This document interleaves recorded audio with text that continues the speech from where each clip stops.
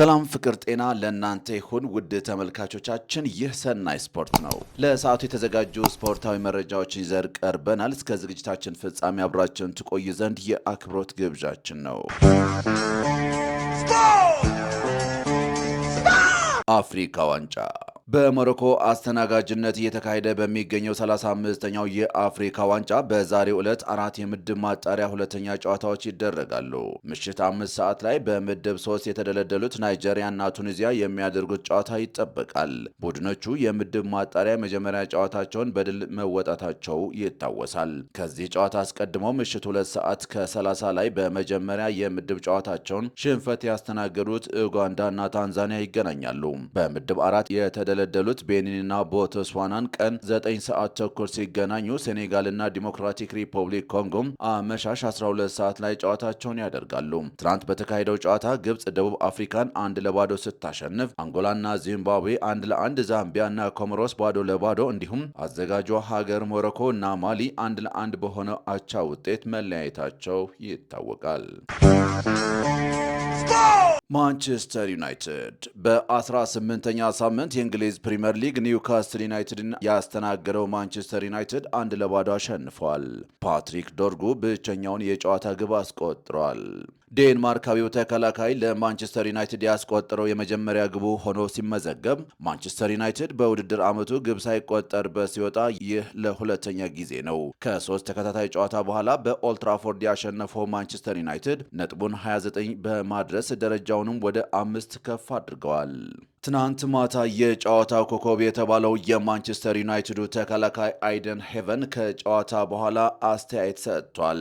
ስለ መከላከያ መስመሩ ውጤታማነት ጎል ሳያስተናግዱ በመውጣታቸው በጣም ደስተኛ መሆኑን ገልጾም ፓትሪክ ዶርጉ ለዚህ ውጤት ትልቅ እገዛ ማድረጉንና ለረጅም ጊዜ ሲጠብቁት የነበረው ውጤት እንደሆነ ተናግረዋል። ስለ ታክቲክ ለውጡ ሲናገርም በትናንት ጨዋታ በቀኝ በኩል ደካማ እግሩ በሆነው እንዲሰለፍ ቢደረግም በአሰልጣኝ አሞሪ ስር የተለያዩ አስተላለፎችን እንደሚለማመዱና አሰልጣኙ የሚያዘው ነገር ሁሉ እንደሚሰራ ያላቸውን እምነት ገልጿል።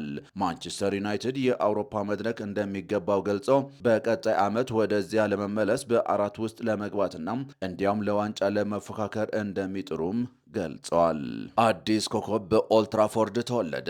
አይደን ሄቨን በኒውካስትል ላይ ያሳየው ድንቅ ብቃት። ማንቸስተር ዩናይትድ ኒውካስትልን በገጠመበት የቦክሲንግ ዴይ ጨዋታ ወጣቱ ተከላካይ አይደን ሄቨን ዓለምን ያስገረመ ብቃት አሳይቷል። በጉዳት ለታመሰው የዩናይትድ የመከላከል መስመር ትልቅ ተስፋ መሆኑንም በተግባር አሳይቷል። የአይደን ሄቨን አስገራሚ ስታቲስቲክስ፣ ግብ አልተቆጠረም። 100% የአየር ላይ ኳስ ፍልሚያ አሸናፊ ነበር። 100% የመሬት ላይ ኳስ ፍልሚያ አሁንም አሸናፊ ነበር። 94% የኳስ ማቀበል ስኬት፣ 3 ኳሶችን ወደ ተቃራኒ የግብ ክልል አድርሰዋል። 8 ኳሶችን ከአደጋ ቀጠና አጽድተዋል። 10 የመከላከል አስተዋጽኦች አድርገዋል። በመጨረሻም የጨዋታው ኮከብ በመባል ተመርጧል።